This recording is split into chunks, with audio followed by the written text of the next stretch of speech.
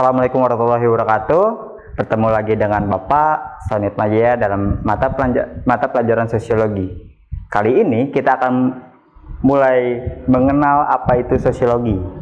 Nah, mungkin bagi kalian yang baru lulus SMP, sosiologi merupakan mata pelajaran yang baru saja dipelajari di sekolah ya, tingkatan yang baru ini. Nah, untuk memahami apa itu sosiologi, mari kita akan memulai dengan pengertian sosiologi. Sosiologi itu merupakan ilmu mengenai kemasyarakatan, dibagi menjadi dua, sosios dan logos, yaitu ilmu mengenai berteman. Mengapa untuk berteman saja kita harus memiliki ilmunya? Karena kita merupakan manusia yang bisa dibilang memiliki perspektif atau pemikiran yang berbeda-beda, sehingga keberagaman ini kerap kali menimbulkan konflik dalam berinteraksi. Oleh karena itu, sosiologi diperlukan agar bisa melihat fenomena-fenomena yang terjadi dalam berinteraksi dalam masyarakat. Lalu, mengapa sosiologi itu diajarkan di tingkat SMA? Karena selain kuantitas, kualitas kalian itu harus diasah biar pemikiran kalian itu terus meluas. Hal ini diperlukannya berbagai macam perspektif, lalu juga metode serta penalaran yang baik, sehingga sosiologi tidak diajarkan dari SD ataupun SMP, tetapi sosiologi diajarkan di tingkat SMA, karena menurut perspektif masyarakat di tingkat SMA, kalian itu sudah dianggap sebagai orang-orang yang mulai dewasa. Nah, untuk memahami bagaimana cara kerja sosiologi itu kerap kali menggunakan pertanyaan-pertanyaan yang taken from ground, yaitu pertanyaan-pertanyaan yang biasa-biasa saja, akan tetapi pertanyaan-pertanyaan ini harus dikupas atau dianalisis secara mendalam. Seperti apa? Contohnya seperti mengapa sekolah itu diperlukan. Mungkin bagi jawaban klisenya, sekolah ya untuk belajar, untuk mempersiapkan kalian untuk bekerja, lalu juga untuk bisa dibilang mengembangkan potensi. Tetapi jika pertanyaan ini kalian telaah lebih dalam, maka jawaban-jawabannya sendiri akan sangat banyak. Bisa membantu orang tua kalian ketika kalian misalnya mereka sedang bekerja sehingga tidak bisa mengawasi kalian, atau agar kalian itu tidak berkeliaran di jalanan, atau mungkin tidak bisa ikut hal-hal yang negatif lainnya. Untuk sosiologi sendiri memiliki founder atau disebut bapak sosiologi, yaitu Auguste Comte. Auguste Comte sendiri merupakan seorang filosofer atau seorang filsafat dari Prancis. Auguste Comte sendiri menilai bahwasanya sosiologi harus berpisah dari filsafat. Meskipun pertanyaan dasarnya itu sama, tetapi ternyata setelah menelaah lebih lanjut mengenai fenomena dan peristiwa di masyarakat, filsafat harus berpisah dari sosiologi.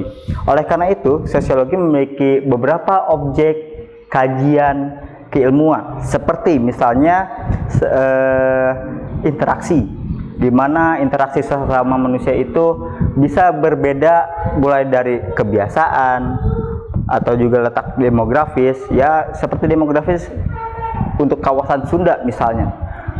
Kawasan Sunda Jawa Barat itu menggunakan bahasa Sunda.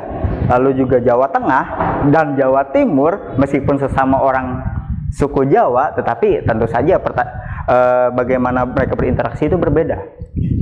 Orang-orang Jawa Timur cenderung menggunakan intonasi yang tinggi, orang Jawa Tengah menggunakan intonasi yang rendah, tetapi untuk perbatasan antara Jawa Tengah dan Jawa Barat, mereka itu cenderung bisa dibilang menggunakan bahasa yang cukup keras, seperti Jawa Ngapak. Begitupun orang Sunda pun di Jawa Barat dan Banten menggunakan bahasa Jawa, tetapi menggunakan tingkatan yang berbeda.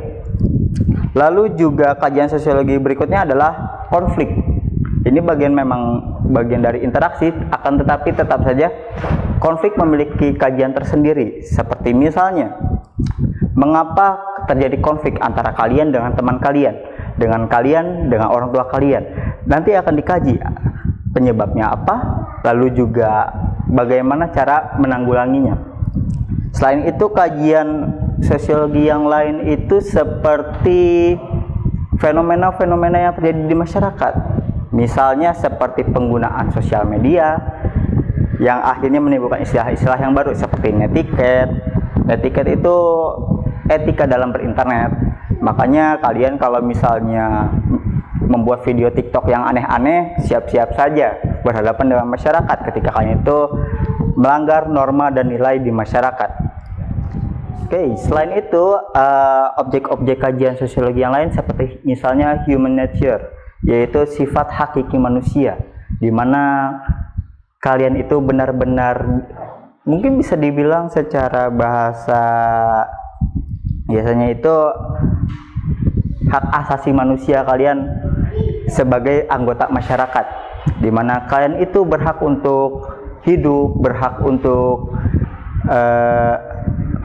keamanan, berhak untuk dilindungi, diayomi. Itu dibahas secara tuntas di dalam sosiologi. Selain itu, di dalam objek sosiologi sendiri kalian akan mempelajari mengenai kelembagaan sosial, lembaga-lembaga sosial. Mungkin kalian akan mempertanyakan, loh, polisi itu gunanya untuk apa? Tentara itu gunanya untuk apa? Lalu juga KUA itu gunanya untuk apa? Nah, di sana akan dibahas secara mendalam di dalam sosiologi.